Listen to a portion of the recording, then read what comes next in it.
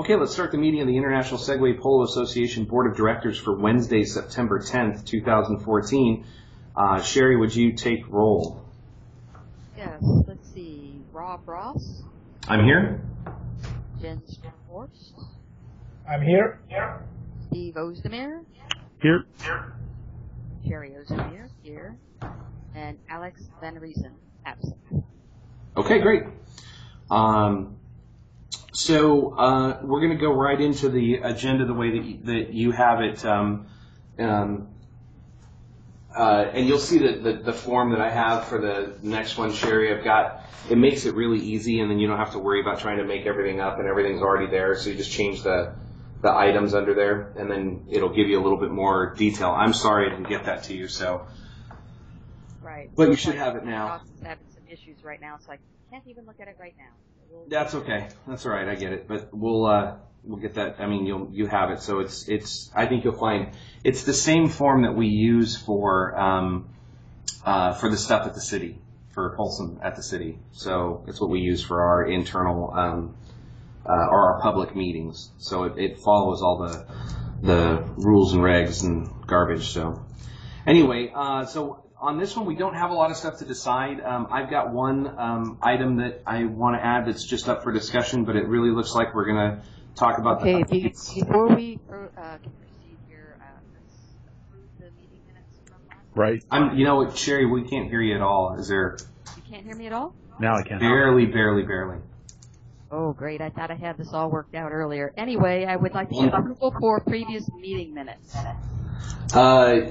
Yes. All we need is one person to accept them. Generally, it can't be me. It can be me, but it's very rare that it should be me. So anybody who can approve the meetings, can we? Yep. I accept the notes from last meeting. Okay, great. So said and approved. And I believe if they're not posted, they should be posted soon. So. And there was a problem, wasn't there a problem on posting something? I had something as a PDF, or it wasn't a PDF, or something like that? Yeah, I was going to wait till we talked about the Rules Committee and the bylaws. And okay, yeah, great. We'll wait till then. We'll talk more. All right, I'll add E in here then and put Teamer, and you can. Okay, and I wanted to add in.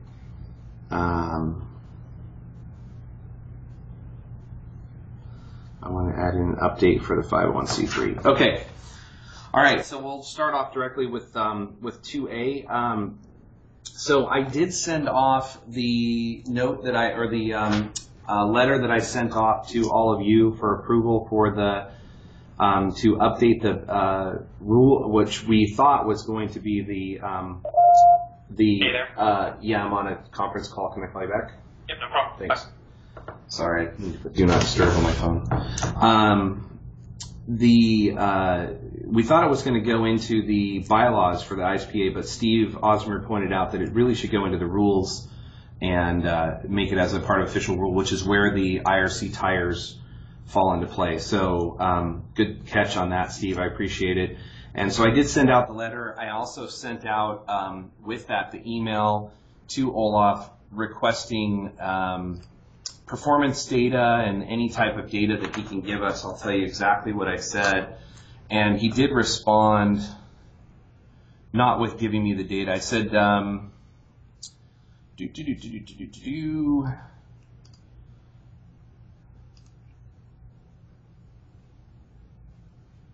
Sorry, I had it. Here we go.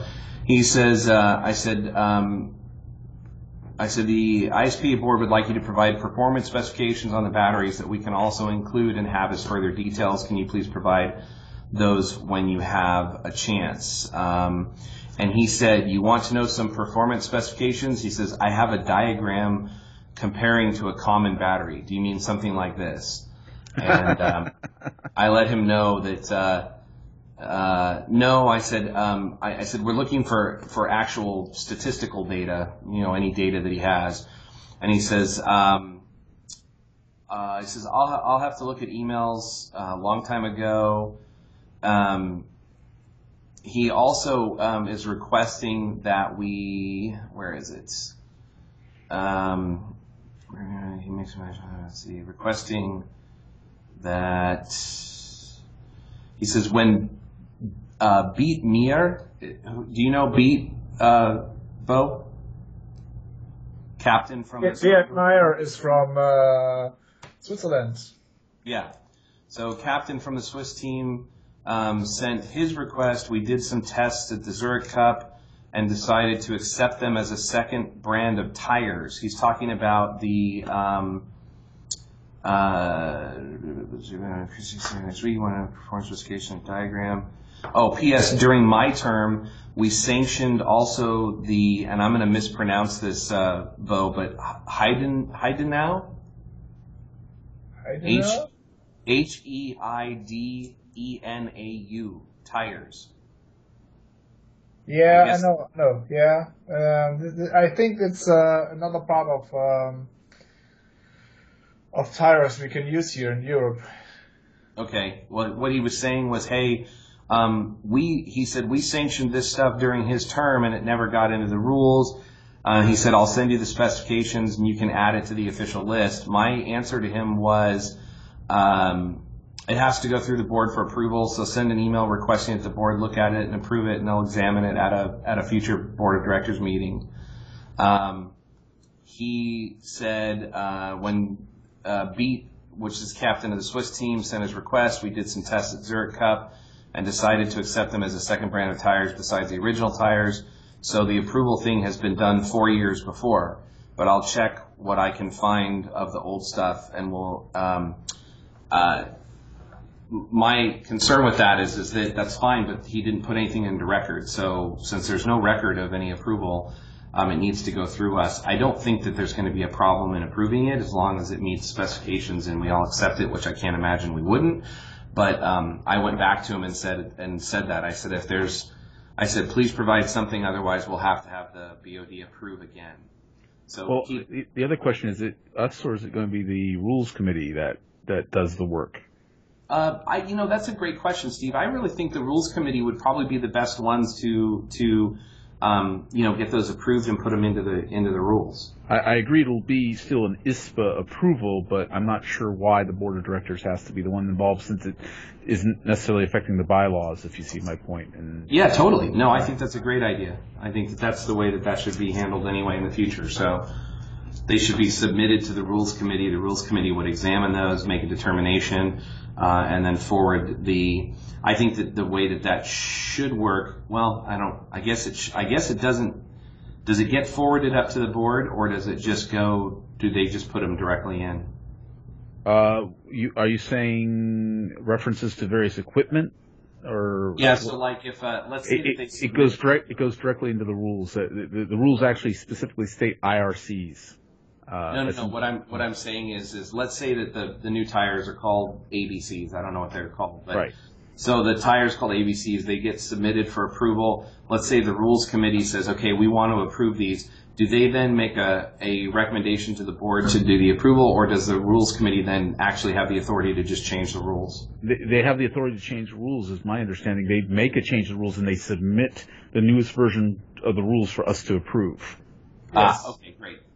So it does end up at board approval for the final approval of it, but the rules committee basically sends, and the rules committee sends their recommendation for approval, and the board is essentially saying, look, you're our governed body, so of course we're going to approve those unless there's something that someone just simply approves. Yeah, if for some reason we feel they did nothing in terms of determining that it was a reasonable piece of equipment, then we turn back to them and say this whole version of the rules needs to be reworked because it's just rubber stamped or whatever. Got it. Okay. Well, Olaf responded, just to let you know, saying that he was very happy to receive it, and I guess he likes the certificate style that it was on, and so he's going to go ahead and frame it and put it in the office at where the Lion 42s are made. So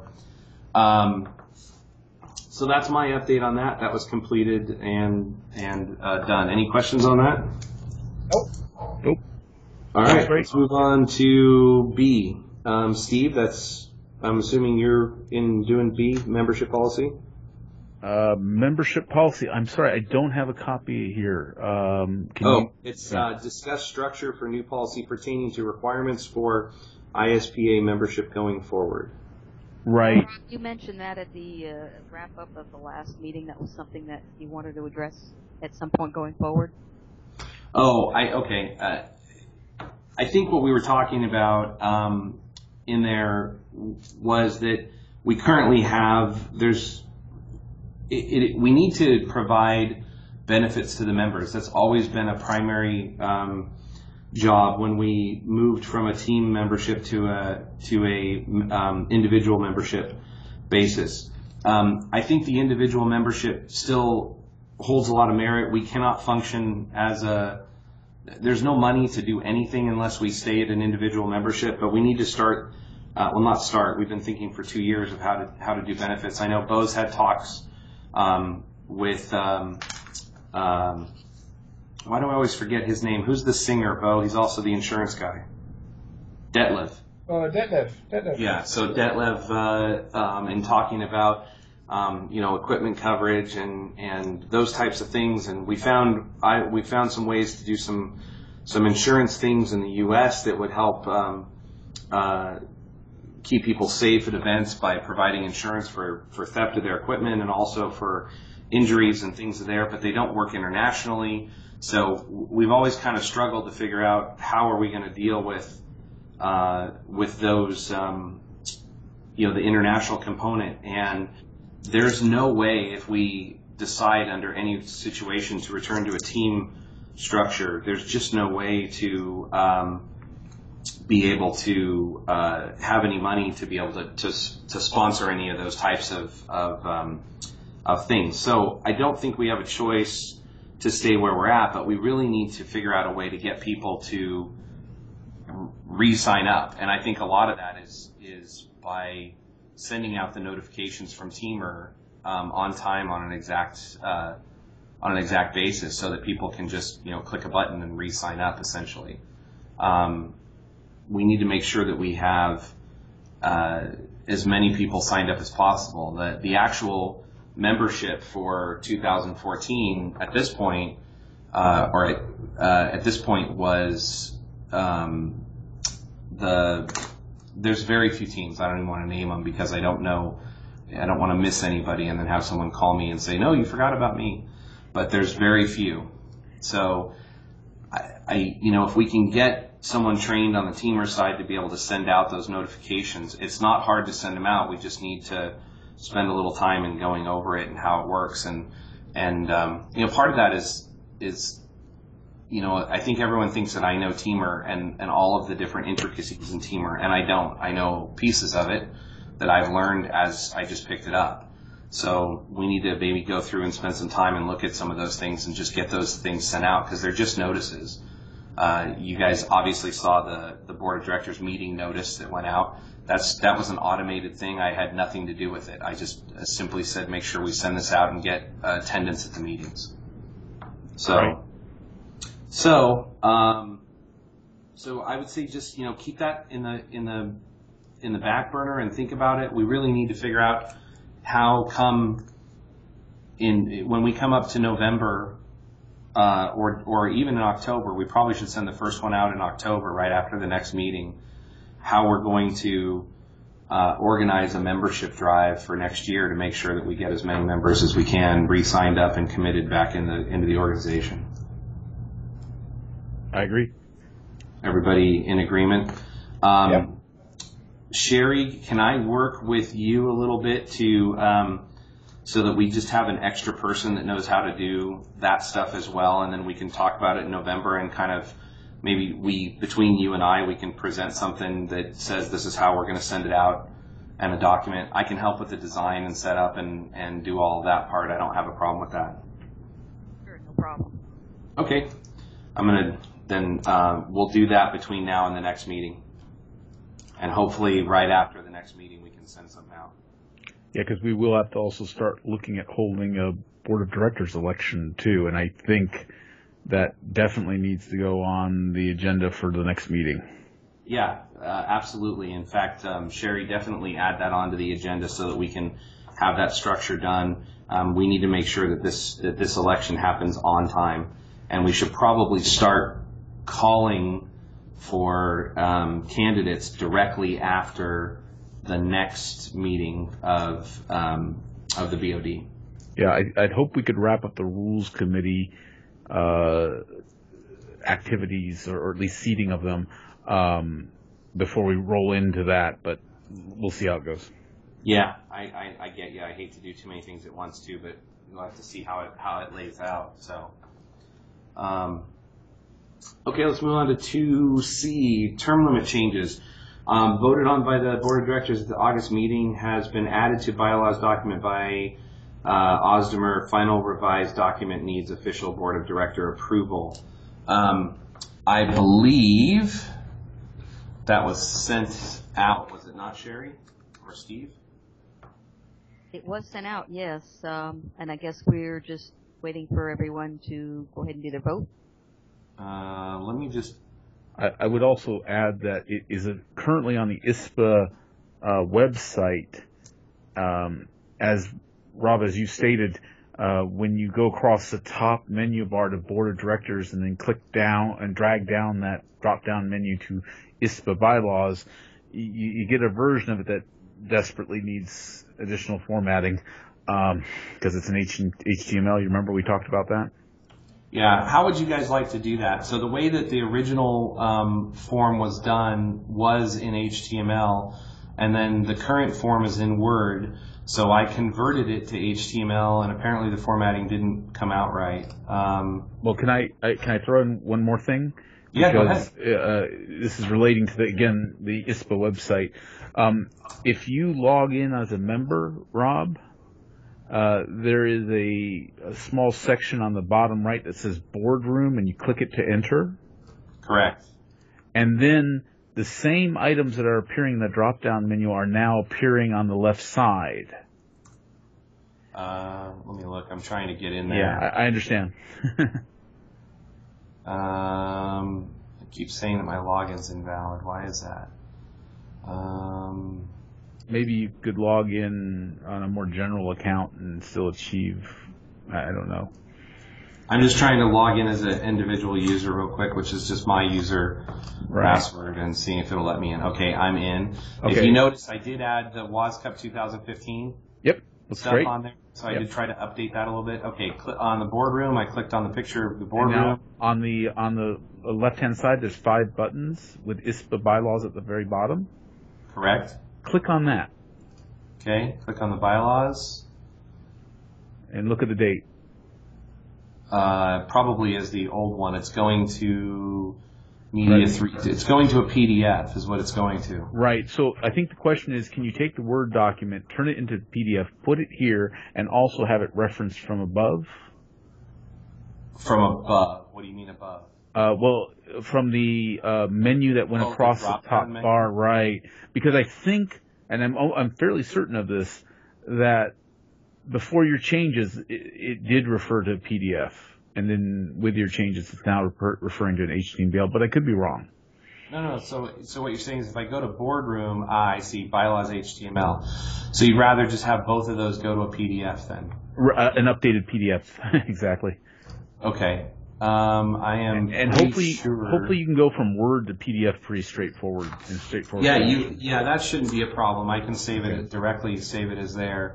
I'm pretty sure that I've already uploaded the PDF. I'm checking right now to make sure that that's. Either way, this was the point I wanted to cover, because there may be members who want to see the changes in how we see the Rules Committee and see it in the actual bylaws, and with 2 versions there, it might be a little confusing. Yeah, no, I think that's perfect. Let's see, just taking a look really quickly here to see if I uploaded those. Bylaws 1.0 was uploaded July 15th. That might be it. No, wait, that's true. No, I don't know. That actually might be it. I'm going to look at it really quickly. I'm just making sure there's no other ones here. Most of these are, these are all BOD stuff. You'll see the terms limits modifications along with the rules committee, and I think there was a couple places we sort of tightened up the wording where, like, for instance, two things blatantly disagreed. Seems like the date on that should be August, though, not July. Yeah, I would agree with that. I'm looking right now just to see what this comes up as. This one comes up as under committees. There's either 2 lines or a lot of lines. Yeah, it's coming up, but there we go. This comes up as the old one. Okay. So, so it sounds like you might need to make a PDF and slap it in there, so to speak. Yeah, I just got to find out and make sure that I actually have the current version.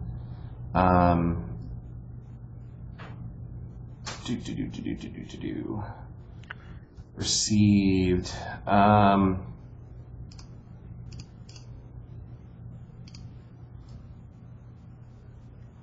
I bet that went to my regular email. Did you send it out, Sherry?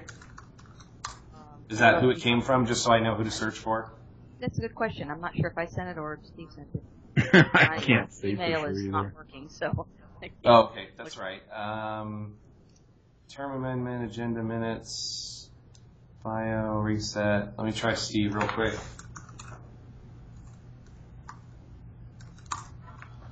Approval letter.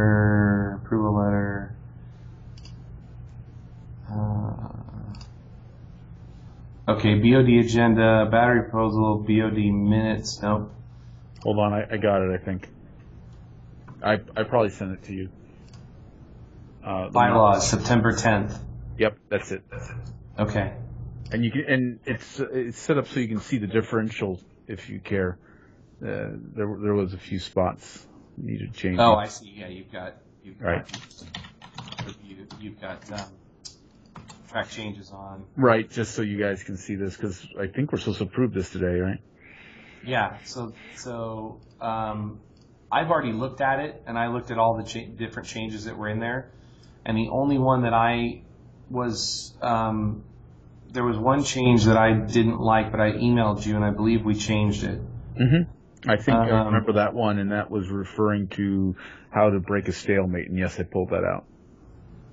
Yeah, so, and do you remember where that's at, so I can just verify it's at the very bottom of the Rules Committee section. Okay, it's a Rules Committee. It would have been in section... Give me a minute.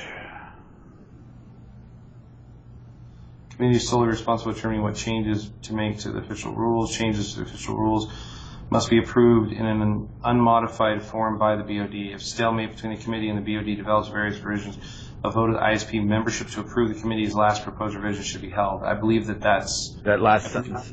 Yeah, I believe that we said that the BOD rules stand, or the BOD. We just eliminated wording and said we're just not going to consider how to handle a stalemate, I believe. Oh, is that what we did? Really? Okay. I thought we just basically said that the BOD is the final, must be approved in unmodified form. Unmodified, and then if it's not approved, it goes back, and then if it comes in at that point, you go back and forth. So I deleted that section out. Bo, are you with us on that? It's under the Rules Committee, which is section F, and then if you scroll down, it's way down there. It's the second to the last sentence, or the second to last section. It's D, item D, and it says the committee is solely responsible for determining what changes to make to the official rules of Segway Polo. These changes to the official rules of Segway Polo must be approved in an unmodified form by the BOD. It had a continuing sentence saying that if there was a stalemate, we would go to a vote by the membership at large, and I think we nixed that and came up with the idea that it's got to be approved by the BOD. We are the governing body. We are the portion of the. So I think that we just take that out. There was one other thing, Steve. Do you remember what that was? It was in an email that I sent to you guys. I thought that was pretty much the only thing you referred to, but I could. Okay. All right. So with that change made. How are we with, does anybody have a motion to approve or deny the changes to the rules and post those? Okay, I'll make the first motion. I motion to approve the September 10th version of the bylaws as referenced or as prepared by Steve and Sherry Ostomer and post those to Teamer. Any seconds? I second it. Okay, Sherry, will you take a vote? Yes. Ross? Yes. Kraforst? Yes. Ozdemir? Yes. Ozdemir, yes. Van Riesen, absent. All right. So then it's approved, and we'll move forward to post those. I'm kind of doing that in the background, so I hope to have those completed by the time the meeting is over.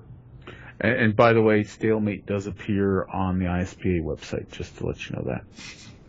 So. Oh, on the existing version of the rules? The existing version of the bylaws?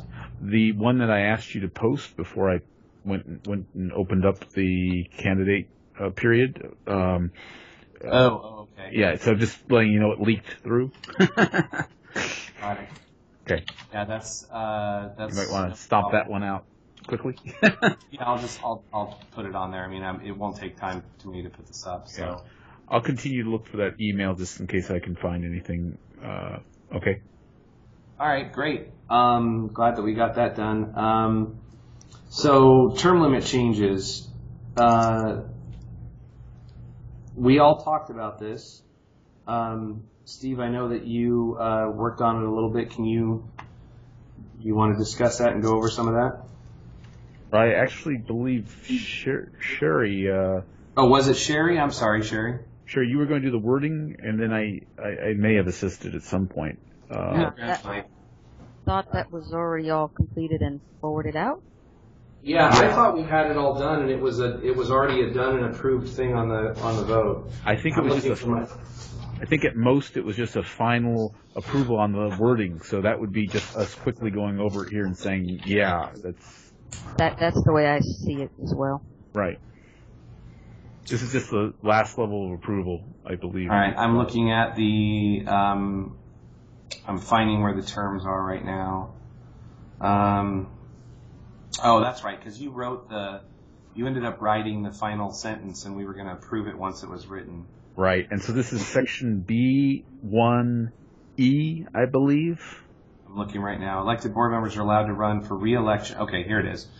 So it says election section B1, starting with B1D. Board members shall serve 2-year terms. Terms shall be staggered with 2 board members' terms ending in odd years and 3 board members' terms running in even years. And that was a correction that was made just based on how things transpired during the last election. So now it matches. Yeah, and that matches. That makes sense. Mm-hmm. And then section E says elected board members are allowed to run for re-election and may serve at most 2 consecutive terms. Following the second consecutive term, the board member must not serve on the board for 1 full term prior to being eligible to run for election again. If re-elected, the term policy will renew. And I believe that's exactly what we all stated. Yep. Okay, so then we've already voted on it, so this is just a clarification. I'm going to say go ahead and let's put that through. Sounds good. All right. Agreed. Oh wow, that's interesting. All right. So that's done. And 2D, Rules Committee candidates. Steve, to provide status on efforts to encourage members to participate in the Rules Committee. Steve, there's people listening to this eventually, and also tell us what's going on in that world. I just got the latest update. It came in yesterday. We have 3 candidates. One of them has been a head ref before at a WAS Cup, and Bo, that certainly handles a lot of my concerns we may have spoken about earlier. Okay. And we have another experienced person from the U.S. and a newer person that doesn't necessarily have the experience. So we have 3 candidates at the moment. It would be good if we had some more folks from Europe and of course Barbados. There's, I'm sure, at least a dozen, if not 24 people that would be deemed experienced, meaning they have refed at a WAS Cup in the past and have many years of polo experience playing. So we're halfway through the period right now, Rob, where we're accepting candidates. I've approved 3 people as members, and the only thing I think we need to decide as a board of directors is how we're going to categorize people as experienced or not. And the experienced people would then be in an election. I misspoke last time that we discussed this and described it as a 2-stage election. That is not correct. It was a 1-stage election for among the experienced people to fill the seat, to fill the majority of the rules committee, followed by a random selection to fill the rest of the seats, where all the losers from the election are again eligible to fill seats during random selection. I believe that's the way that I understood it anyway. Okay, I think I misspoke when I was talking to Alexander. I was trying to bring him up to speed, and he caught me a little unaware there. Anyways, so as an update, I think we're moving along nicely. I do hope that Alexander and Bo can go back to the respective Swedish and German players and try to get some more interest. It'd be great if we could have at least 4 experienced people. And then as a board, we need to decide the size of the rules committee. Is this going to be 5? Is this going to be 7? And one last thing, Rob, I'd like to open discussion to how we would categorize people as experienced. Yeah, I mean, I'm fine with that. I think that you had a pretty good plan when you first initially talked about it. It had to do with tournaments played and things like that. What was your formula originally?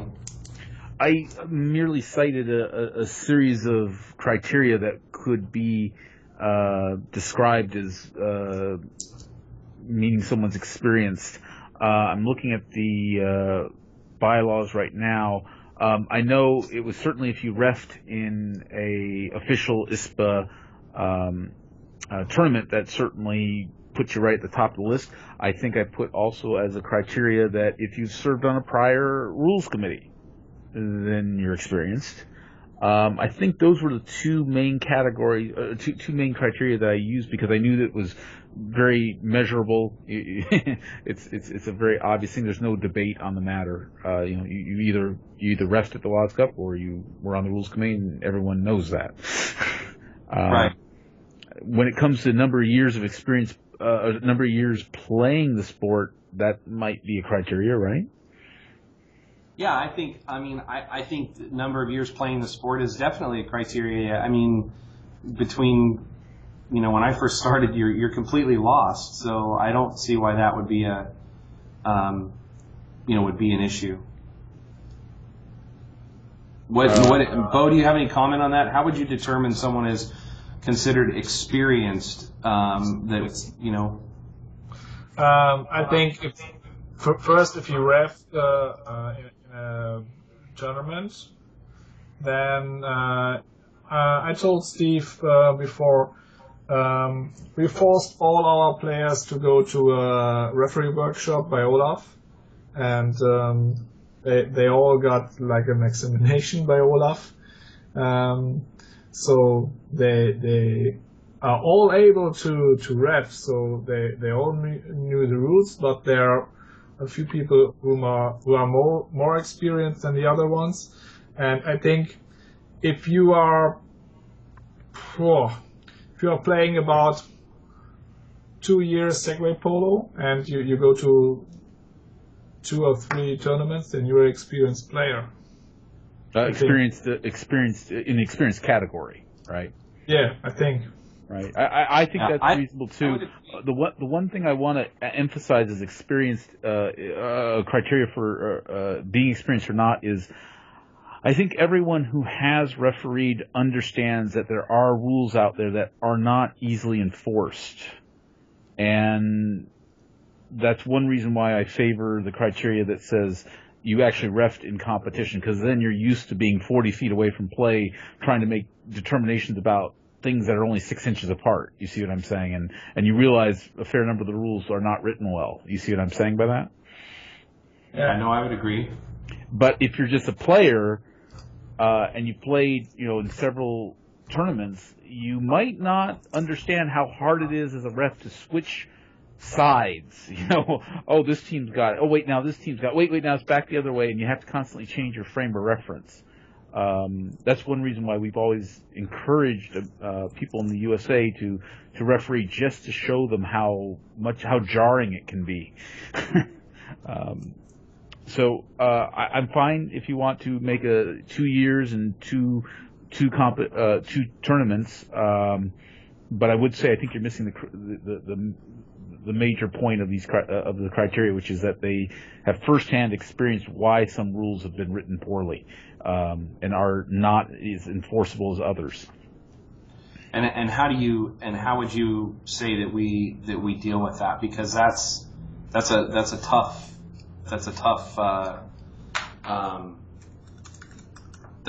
thing to be able to deal with. I think our whole goal of seating a rules committee and the whole point of having people categorized into experienced and not is so that the majority are experienced and the majority have faced these issues firsthand. Yeah, they have. But who did, so someone gets on and they're determined as experienced, and then you find out, or you feel, well, wait a minute, I don't think they're experienced at all. How do you deal with those situations? Then it's unfortunately up to the rules committee chairman to decide how to handle the situation. Our job here is just to seat the best people, or to set up the process so that the best candidates for determining new rules are there. I mean, we could have people show up that just start making all sorts of convoluted rules, and we need we've structured it so that the majority can say, that's not enforceable, we can't do that. See what I'm saying? I see what you're saying. I guess it has to be up to someone in that. It has to be up to that person. Yeah. The committee or the chairman of the committee. Yeah. I mean, obviously the chairman will certainly chairman of the rules committee will set direction. But I'm trying to make sure the majority of the people there understand the chairman's point of view of why a rule is too complicated, or why a rule is not enforceable, or why. I mean, just the hypothetical situation is, what would happen if the rules committee was seated and someone immediately started pushing very hard to remove the goal zone? See what I'm saying? You want a group of experienced people who understand very well why a goal zone's there and why it makes the referee's job easier, right? To make good calls. The chairman will set the agenda. I'm assuming the chairman of the rules committee will set the agenda for that particular, what rules get looked at and what rules don't get looked at. Right, and they're definitely going to have a process for that. We're just trying to make sure the best people are there to consider these matters. So. Right. Fair enough. All right, so we don't have to make any determination now. I just wanted the board of directors to start thinking about, we will have to lump everyone into these two categories and then move forward. That will be at the probably next meeting, I imagine. Yeah, I'm fine with that. I think that makes a lot of sense. One last thing. Is there any other criteria that people think I should be gathering besides number of years you played, number of tournaments you played in, number of times you've refed in tournament play, and then the last one was, have you been on the rules committee before? Is there any other criteria or any other data I can be gathering from the candidates? I personally don't think so. I think that I don't see any additional things that need to be in there. I mean, I think it's an evolving process, and it's always going to be evolving. Yeah, and the bylaws have been written up to give future board of directors latitude in what criteria to use in terms of experience and non-experience. I thought we needed to leave it open-ended like that, because we don't know where the sport's going to go. I do have one other thing I'd like to say before we move on to this topic, and that is I'm going to reach out directly to the Bayesian players.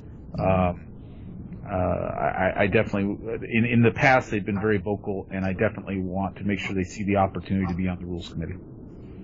Yeah, and I would be shocked. I'll be quite honest. I would be shocked if they don't want to be part of that. I really would be shocked if they choose to not be part of this committee. It seems to me that it's something that's really, really important to them.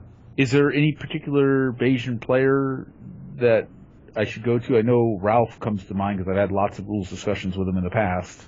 But is there anyone else that I should? I would reach out to Brett. I would reach out to Jason Jilks. Okay. Brett would be another person that comes to mind. Yeah. Well, Ralph and Brett are they're like, if you're talking to one, you're talking to the other. I mean, they're very focused on the same issues.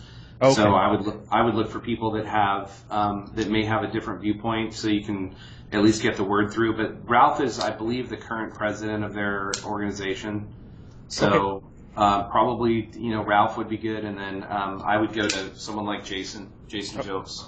Okay, I will make the effort there because I know Bo's working with the Germans and Alexander's working with the Swedes, so I think we got those bases covered. And then hopefully in about 2 weeks we'll get back together and have a good pool here to draw from. That would be great. All right, and then last thing is everyone start remembering. We can certainly look at the pool and see how large it's grown, but we do ultimately have to decide: is this going to be 5 members on the committee or 7? Okay. Yeah. Well, I thought that sort of decided by itself based on the number of people that signed up. It's our prerogative as the board of directors to seat the rules committee however we see fit, just as long as there's an odd number, 5, 7, 9, whatever the case may be. And there is an election process to par that down and a random selection process to par down the pool if appropriate. You see what I'm saying? Yeah. But we have to keep in mind that trying to get 7 people together is a lot more complicated process. However, it's also more inclusive. So you get the point. Yeah, I'm inclined to lean to the shorter number just because I have a feeling we're going to have problems getting the correct number of people there, to participate. And technically, by the way, we will have alternates selected too to handle any situations that might arise, during the year or two that they're seated, right? In other words, if someone stops participating, there's an obvious substitution process. Oh, right. Yeah. Well, there has to be. Right. Because you will have people that happens to. It happens at the board level. It's going to happen all the way down to the other levels as well. And certainly if we have a committee of 7, it's going to happen for sure. Someone's life will change in some fashion. So, all right. Well, that was it for me. If there's more topics, are we ready to move on? I just wanted to, Steve, you wanted to talk a little bit about Teamer. Was that the Teamer update with the getting the right rules up there? Okay. Yep. The right bylaws. I just wanted to close with 501c3 nonprofit status update. I have received word back that it looks like our application's good. So so I'm hoping I hope to get approval before the end of the year. That's the goal. Okay. So I'll keep updating you guys at each meeting, but that single document will allow Segway Corporate to do a lot more with us than they are doing now. And I'd hope to get an update from Alexander, but he's doing good work with Rod Keller out there, the CEO of Segway. So I hope to see some more stuff from there. That's good. Excellent. All right. Just comments. Sherry, anything you want to add? No, not at this time. Okay. Steve? I'm pursuing a few opportunities for polo in the U.S. We have Tennessee. There's also something happening in the Bay Area. And then, of course, Sacramento's still pretty active. My reason for saying this is I'm hoping to see an upswing in the next few months, and I'll keep the board apprised. Okay, that's great. I know, Steve, you've been doing a lot in our area, and it shows. There's a lot of you've got some guys that are pretty active here, and that's definitely showing a lot of participation. It's great to have weekly practices. I love it. Yeah, it is. But I firsthand, as well as everyone else on this call, know the amount of work that goes into doing that. So it's a lot of work. I just want to, my comment then is, actually, I'm sorry, Bo. I apologize, Bo. I skipped over. No, I don't have comments. Okay. My comment is just I want to encourage the membership to take part in the Rules Committee and participate. This is your opportunity to make sure that you get to mold the sport the way that you want to and the way that you see fit. The additional rules is completely at the hands of that committee. And so maybe there's a new rule out there that you think should be added. I know that there's some rules that people have thought about from the German community that have wanted to add, and I know the Goal Zone made it, but there was another one that didn't make it, and this is your opportunity to get involved in that group. So do what you can, get involved. That's the only way our sport grows, is by everybody getting involved, so I just wanted to encourage that. And with that said, I will go ahead and conclude the International Segway Polo Association Board of Directors meeting for Wednesday, September 10th, 2014.